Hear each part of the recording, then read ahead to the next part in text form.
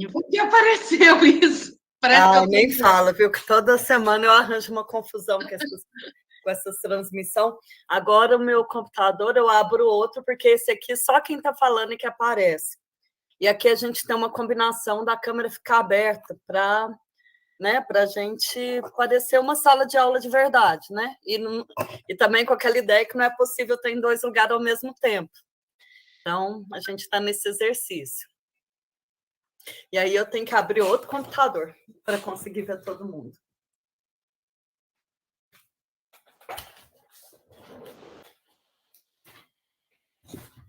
Então, vamos esperar só mais uns minutinhos, são 19h02, 19h10 a gente inicia. Tá? Acredito que vai chegar mais gente, já temos 22 pessoas, mas só na turma é um pouquinho mais do que isso, como o convite foi aberto, né?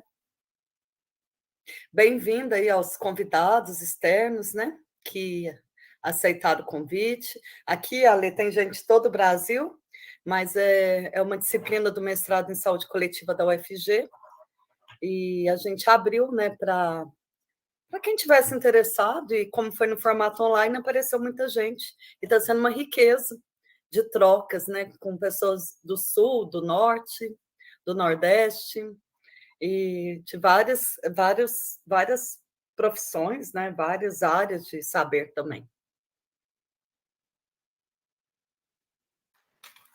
Que coisa boa. A gente consegue ter acesso às outras aulas, Cris? Ou nem todas são abertas ou divulgadas? Elas não, as minhas aulas em si não foram gravadas, porque você é a primeira convidada, né? Sim. Semana que vem vai ter outro convidado, que é o professor Carlos Pinones, lá do Chile.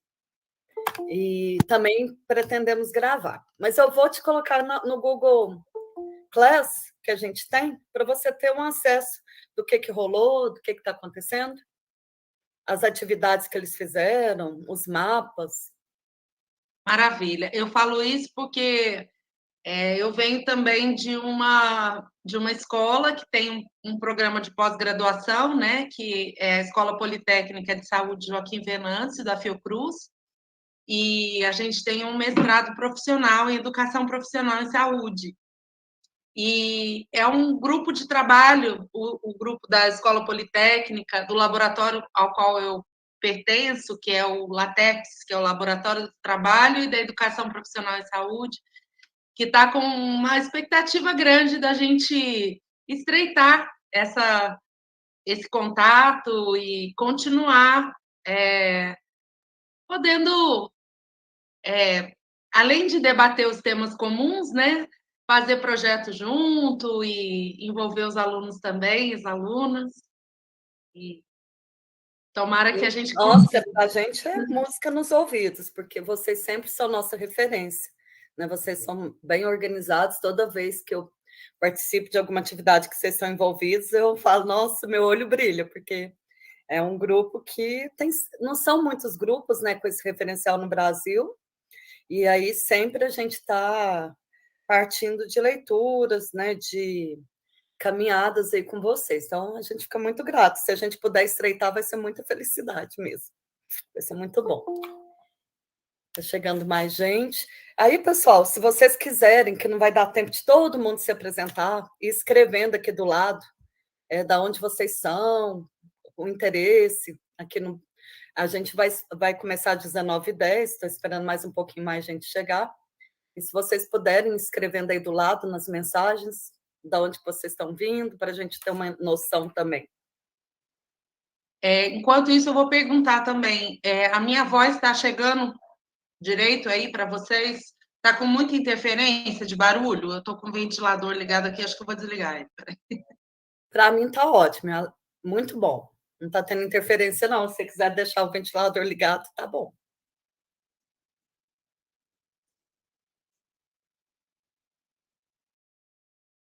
A gente estava vivendo uns dias de calor intenso aqui, aí ontem caiu uma tempestade, vocês viram, né? Aí eu fiquei preocupada de hoje também ficar estranho e a gente perder conexão, mas deu tudo certo. Tá calmo aqui. Por todos os motivos, né? A gente fica aliviado, porque agora com essa estiagem também dá uma refrescada e também a água assenta, né? Porque foi muito volume de água, choveu pelo mês inteiro ontem. Eu não vi, não, mas essa chuvarada está por todo o Brasil, né?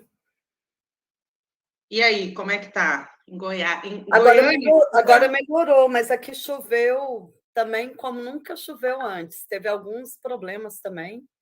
Essa semana deu uma estiada, mas foi assim, todos os dias chovendo, todos os dias. E chuvas fortes também.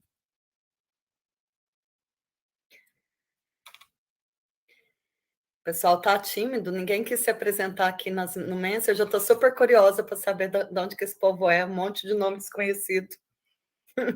Eu queria saber, assim, mas eu não sei se vai dar, das estudantes e dos estudantes do programa, para saber um pouquinho dos projetos, assim, o tema, para a gente poder também, enfim, tem uma aula preparada, mas poder dar ênfase a algumas questões, assim, mais que ajudem também, de alguma forma, dialoguem com vocês. Não sei se alguém quer aproveitar esse. Se alguém quiser comentar ou escrever, né, fica à vontade, gente. Ah, já estão escrevendo aqui. Oba!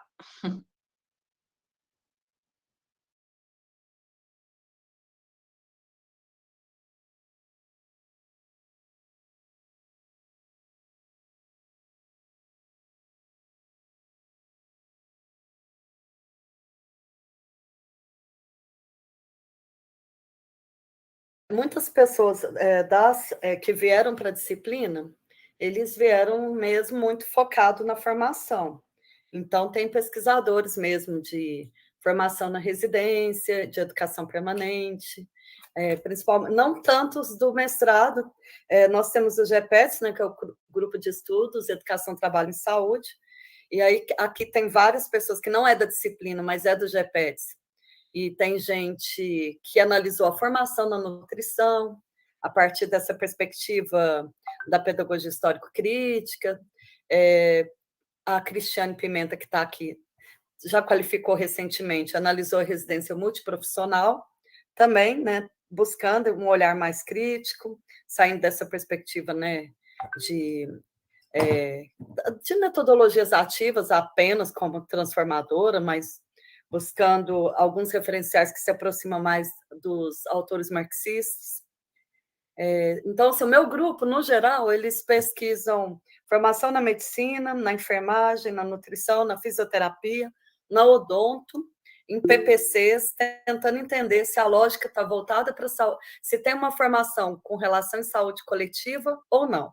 E a gente entende o referencial da saúde coletiva, aquele referencial da década de 70, que traz a perspectiva da determinação social e que está também envolvido com a medicina social latino-americana. Então, não é qualquer saúde coletiva, né? Não é, então, essa é a nossa base. Vamos ver quem mais falou aqui do lado. Ó, residências.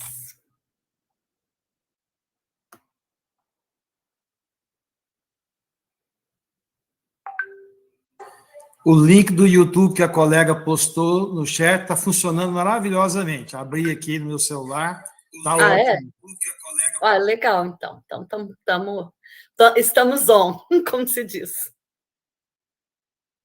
E eu lá no YouTube estou dentro desse túnel aqui, né? Não sei que eu não sei tirar esse túnel. Faz parte. Faz parte do... Deixa eu ver aqui como ficou.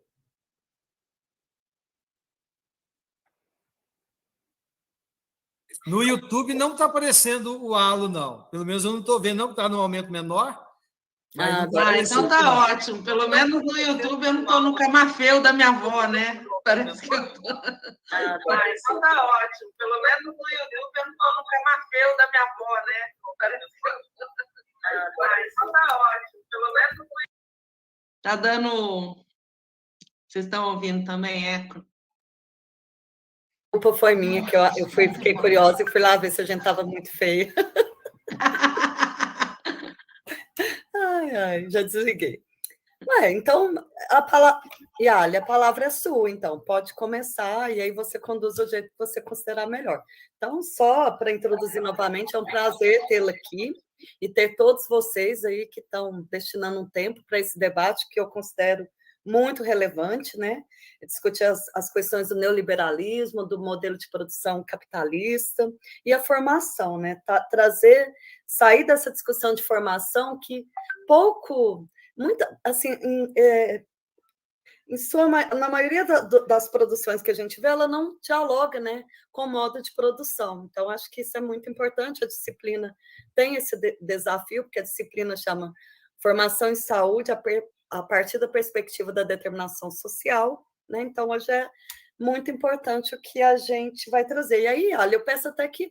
Eu não tenho muita formalidade, não. Eu peço que você mesmo se apresente, fale um pouco aí da sua formação. Fica à vontade. A casa é sua.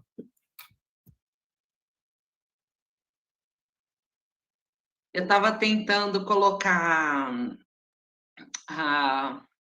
para ver mais gente aqui na tela, porque tem bastante gente. E aí, vou ver se eu consigo botar aqui o máximo de pessoas para eu ver as carinhas, mesmo que fique menorzinho, mas pelo menos a gente fica... E eu vou falar para os convidados que a gente tem uma combinação na disciplina de manter as câmeras abertas. Eu falo que é uma delicadeza, né, com o professor, porque a gente se aproxima mais da aula real, né? E a gente também faz esse desafio que quem está aqui tem que estar aqui, né? Não dá para estar em muitos lugares. Então, a gente pede que essa delicadeza de quem puder mesmo manter as câmeras abertas para a gente poder interagir melhor. Bom, primeiramente, agradecer esse convite especial que, como eu disse no início, né, eu venho de um grupo também de trabalho que tem grandes expectativas de ampliar o diálogo sobre a relação, né, trabalho, formação profissional, saúde. Eu atuo na Escola Politécnica de Saúde Joaquim Venâncio da Fiocruz, dentro de um laboratório de pesquisa nessa área, né, o LATEPS, que é o Laboratório de Trabalho e Educação Profissional em Saúde.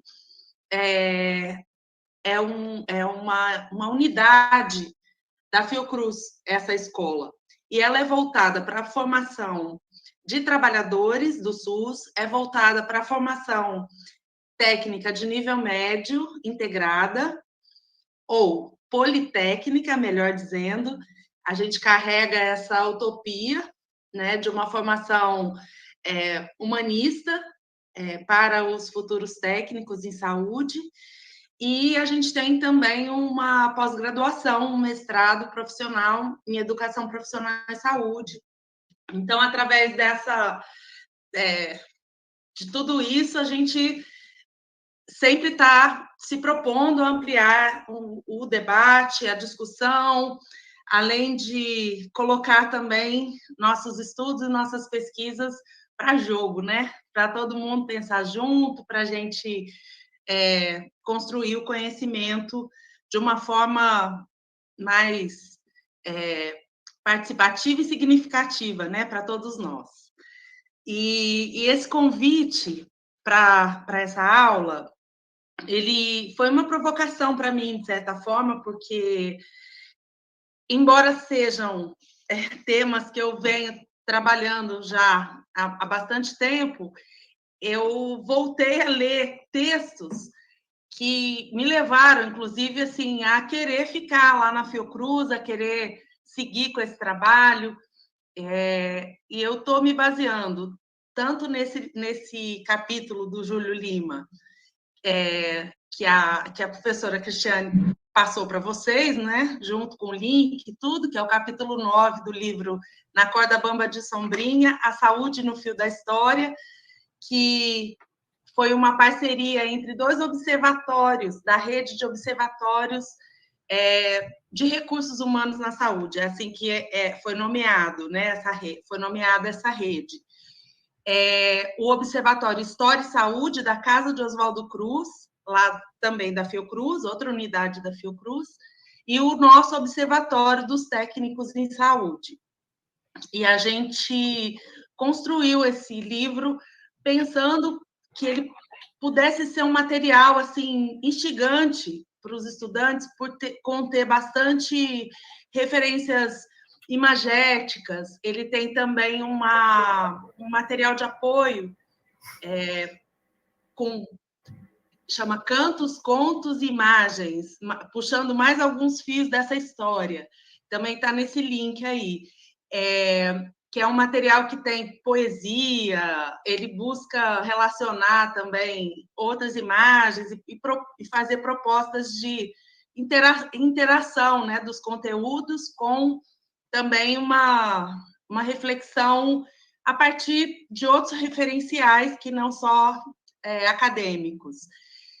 E a gente tem um vídeo documentário curto que eu ainda estou aqui pensando se o nosso papo vai dar para a gente chegar nele. Vamos ver. Por enquanto, aí eu voltei, né, que é de 2010, essa produção nossa. Eu trabalhei na coorganização desse livro e escrevi algumas coisas também, algumas partes, alguns capítulos.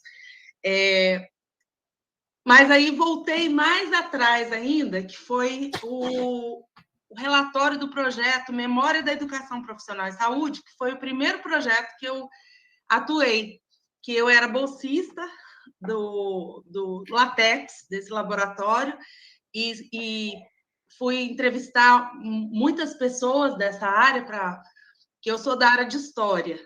E aí fiz meu mestrado em Educação e acabei indo parar nesse projeto aí para estudar a memória.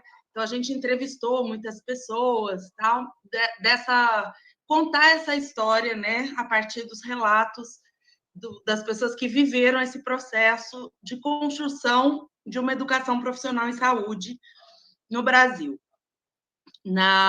Quando eu falo educação profissional em saúde, eu estou pensando no ensino nos profissionais técnicos, né? Eu sei que tem muita gente aqui que está trabalhando com ensino superior, mas a gente vai fazer essa ponte, porque, na verdade, a gente vai trabalhar nessa perspectiva, né? Do marco capitalista, da divisão técnica do trabalho, né? Que se institui nos anos 50, 60, na grande indústria no Brasil. E a gente vai, então, entender por que existe nessa divisão a necessidade de olhar, né, para essas várias dimensões do trabalho em saúde. E eu acho que olhar uma dimensão ilumina a outra, né, ajuda a compreender a outra. Então, eu vou também procurar fazer pontes aqui para a gente dialogar. E aí, assim, a minha ideia é fazer uma primeira fala, né, mais organizada, e depois a gente abre para perguntas e complementações. E aí eu vou complementando, e aí a gente vê. Talvez a gente precise fazer algum intervalo, né, Cristiane? Porque a gente costuma fazer um intervalinho, sim. Mais ou menos às 20h40, por aí. Então, aí no retorno, a gente pode ver se ainda tiverem perguntas que não foram respondidas, ou se a conversa estiver muito boa, a gente continua, senão a gente faz essa apresentação desse videozinho que é curto, tem 20 minutos, e aí fala um pouco mais a partir dele, porque ele sistematiza um pouco esse conteúdo da aula. Então, eu queria começar falando com vocês sobre qual é a relação, né, entre a reestruturação produtiva, que a gente chama, quando a gente pensa toyotismo, né, quando a gente pensa assim, olha,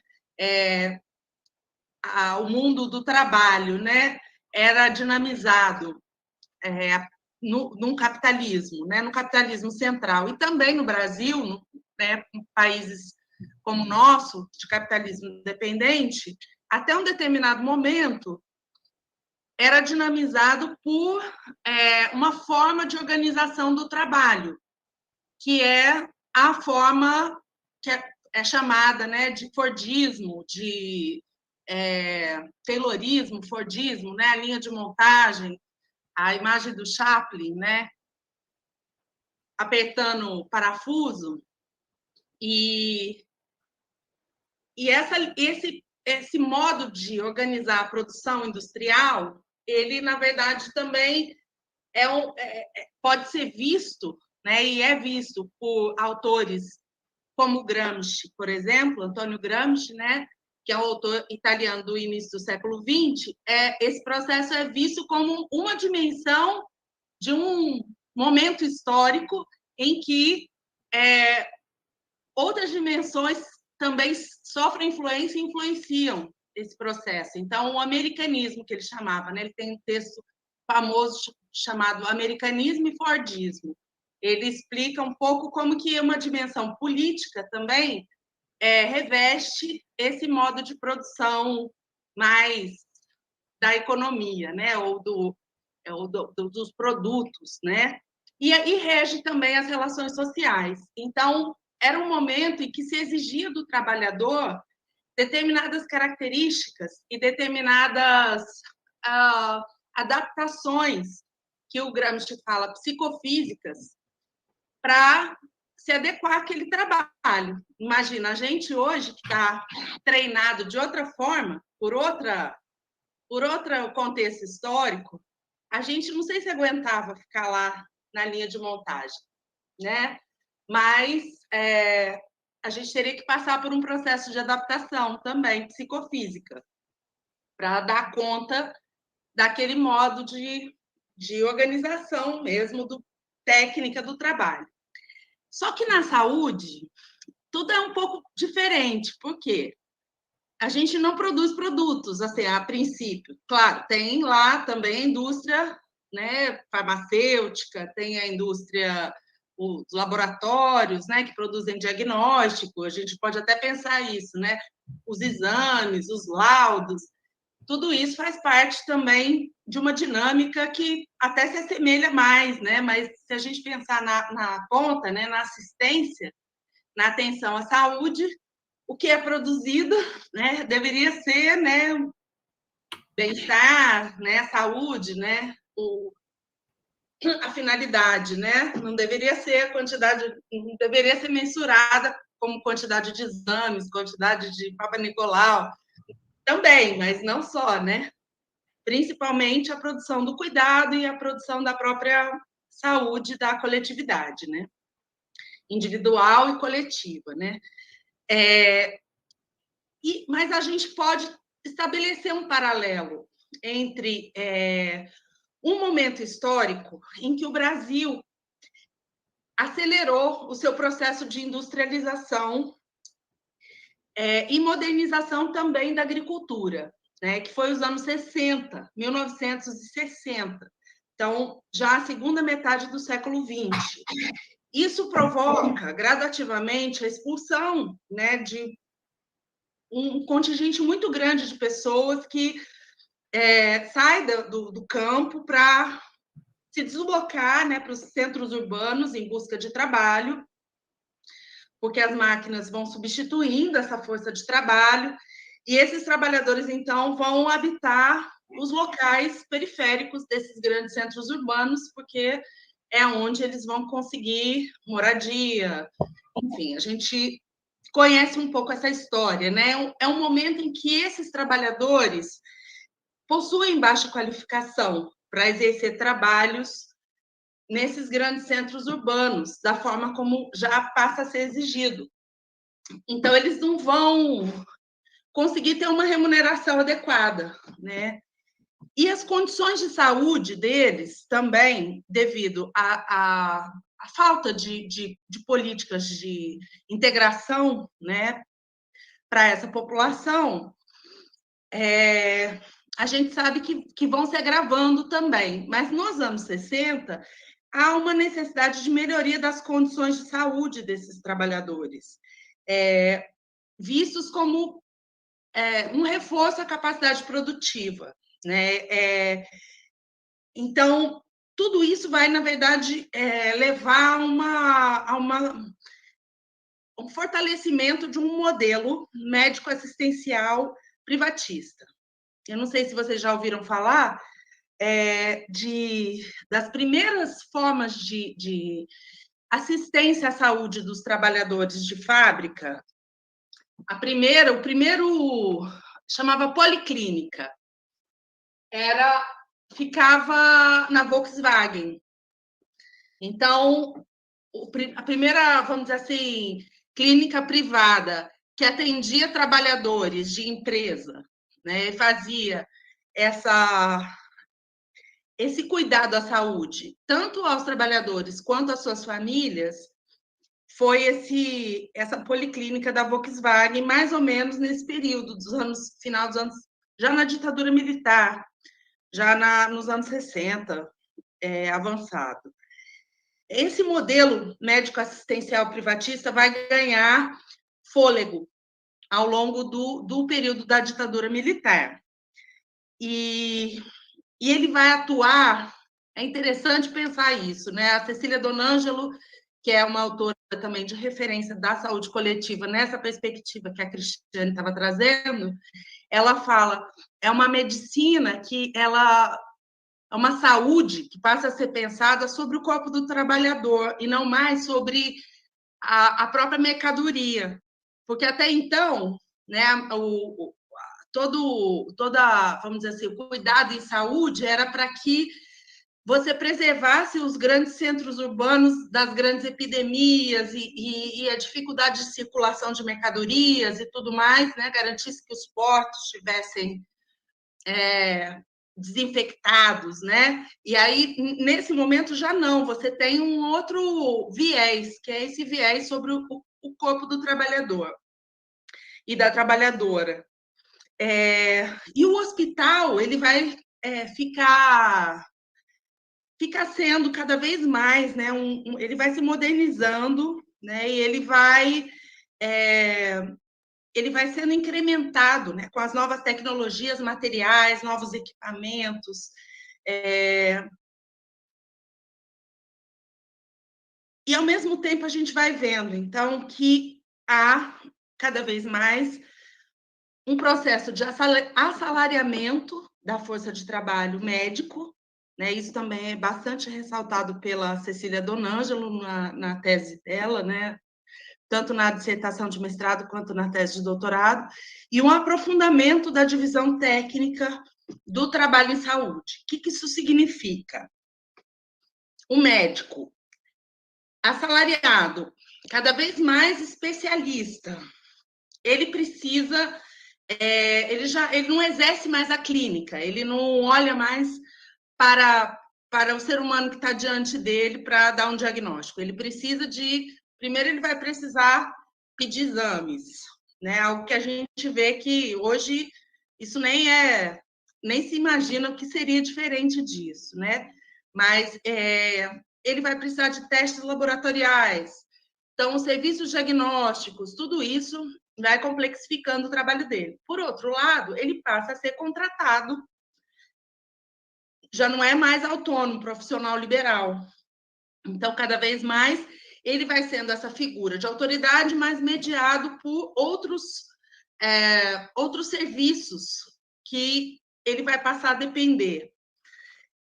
E esses serviços, eles são executados por outros profissionais de saúde, né? Mas na assistência, cada vez mais se radicaliza também a presença do atendente de enfermagem, que é aquele que vai fazer todo o resto, né? O médico está lá para dar vamos dizer assim, brilhar, né? E o resto para funcionar em torno desse sol, né? Há uma racionalidade produtiva que passa a ser aplicada na saúde. Então, um modelo de produção de cuidado que passa a ser quantificado, inclusive toda a administração, né, hospitalar passa a ter processos informatizados, né, ainda nesse período, né, dos anos 60, 70 e tudo mais, isso também é lento, mas vai se criando, né, cada vez mais formas de utilizar o computador e instrumentos desse tipo para fazer o controle, né, desse trabalho. Então, essa racionalidade vai passar a reger, então, esse novo momento, vamos dizer assim, de ascensão desse modelo médico-assistencial privatista. Os custos da assistência, claro, aumentam. Então, já não é mais barato atender, cuidar da saúde desses trabalhadores, empregados nas fábricas, nas indústrias, mas também nos bancos, né? A Previdência Social, ela segmenta, né, os trabalhadores, né, os servidores, o Hospital dos Servidores, o Hospital dos Bancários, tudo mais, mas também esse modelo assistencial privatista vai capturando também esses segmentos e prestando esse atendimento ao trabalhador e à sua família. Então, isso vai dinamizando também esse setor, que vai começando a acumular capital, né? E o hospital passa a ser um centro de gerenciamento de muito recurso, inclusive recursos públicos que passam a financiar também, cofinanciar esse sistema, né? Junto com o próprio trabalhador, né? Saindo da folha de pagamento dele, saindo do próprio INPS, INAMPS, né? Ligado ao Ministério da Previdência Social. Então, também há uma mudança no saber e na prática médica, né? Uma especialização maior do trabalho do médico, que vai se assalariar, como eu já tinha dito, né? E os custos industriais passam a ser incorporados, então, ao valor do cuidado. Isso vai dificultar a extensão de cobertura e ampliação de cobertura. Quando a gente fala muito dessa coisa do assalariamento médico, é importante porque isso é algo que talvez agora, com esse processo de pejotização, né, que voltei aqui lá para o século XXI, para a nossa vida real aqui de hoje, talvez os médicos se deem conta, né? Ou mesmo os médicos que atuam em empresas de plano de saúde, né? A quantidade de atendimento que tem que fazer para receber um valor muito baixo, né? Somado, né? Pelo trabalho dele. Então, uma desvalorização, de certa forma, né? Desse trabalhador. Na verdade, uma exploração do trabalho e uma nova racionalidade também envolvendo essa relação de trabalho. Isso começa lá atrás. Por que é importante a gente também recuperar essa história, né? Porque a sensação que eu tenho, às vezes, é que a gente acha assim que o mundo se acabou nos últimos 4 anos. Mas, assim, as coisas já vêm, né, em movimentos de idas e vindas, e quando a gente trabalha nessa perspectiva dialética e materialista histórica, a gente vai percebendo isso, que esses movimentos eles não são evolutivos, né? E a gente vai chegar um dia no Éden. Não é assim, né? Ou no Apocalipse, como querem dizer para a gente. A gente, na verdade, tem recuos e avanços, né? Então, foi um momento de avanço do privatismo, né? Dessa medicina que estava voltada à produção do cuidado, mas uma perspectiva também de controle desse corpo, desse trabalhador, né? E sobretudo, a produção de mais-valia em cima dos próprios trabalhadores da saúde, inclusive dos médicos. E os médicos daquela época começam a se dar conta disso.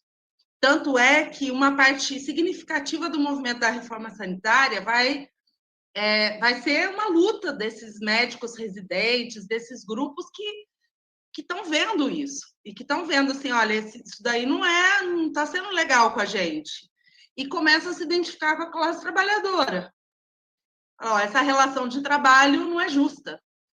Aí começam a ver que nenhuma delas é justa com o trabalhador, né? E vão reforçar, então, esse movimento de mudança, que vai buscar uma mudança.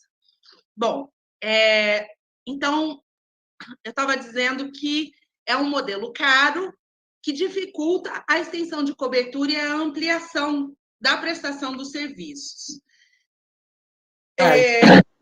Pode falar. Só um parêntese para interagir. Essa leitura sobre...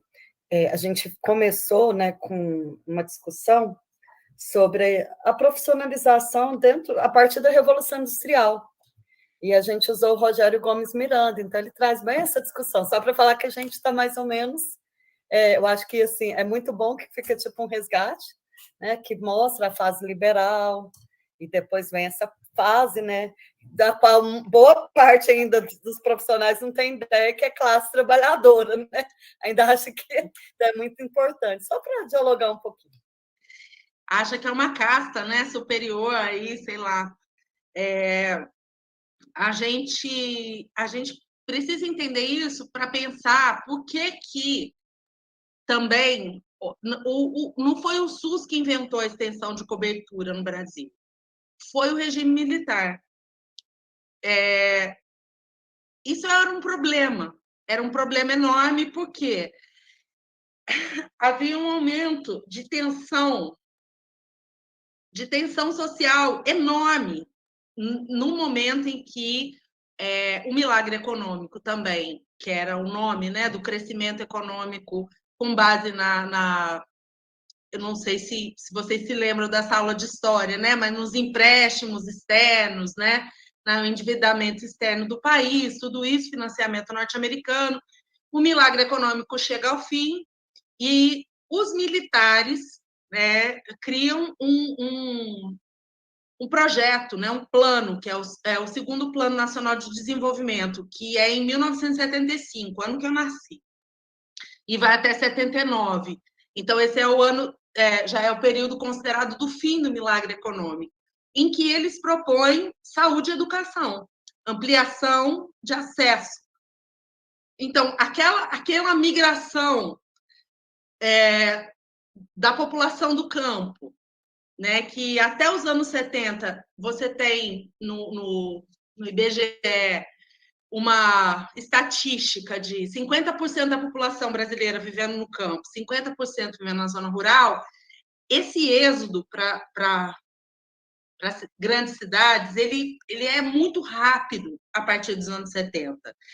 Ele é considerado, inclusive, em alguns estudos, como um dos êxodos mais rápidos. E é uma invenção tão grande que, assim, é um momento em que uma quantidade enorme de pessoas sai do campo, de fato, e você tem uma população urbana inchada, desorganizada, né, desorganizadamente, sem trabalho, vivendo muitas dificuldades. Em 74 tem uma epidemia de sarampo em São Paulo, revoltante, assim, que mata muita criança. Então, você começa a ter um grau de tensionamento social muito grande, né? Então, já tem a ver também com o movimento para acabar a ditadura, né? Com a luta contra aquele regime autoritário. Então, ali naquele momento, a extensão de cobertura, a saúde e a educação passam a ser assim uma moeda de troca muito importante para esse governo, né, militar, que vai então propor, na verdade, uma conciliação. Ele não vai propor uma mudança de modelo. O modelo assistencial médico privatista se mantém, mas vamos pensar que uma medicina comunitária de baixo custo, quem sabe, né, com profissionais que aceitem receber menos, profissionais que, inclusive, vivam naquelas comunidades e aí, portanto, vão aceitar as condições que a gente tem para dar. Era assim que, de certa forma, nasceu essa proposta, né? Inclusive, é uma proposta que vem da Conferência de Alma-Ata, né? A gente sabe que vem desde antes, né, do Chile, da OPAS, como uma proposta de renovação, né, do modelo, mas ela, de certa forma, ela é uma conciliação da forma como ela é colocada. O Luiz Murilo está trazendo essa informação, né, de que o êxodo rural é bem falado nessa década de 70, né? Também é um período em que o setor de serviços, né, e a área da saúde, ela se tornam um polo de criação de emprego, absorção de mão de obra, né? Tudo isso traz essa possibilidade, né, de incorporação dessa mão de obra também, desses trabalhadores, né, vistos como mão de obra, né,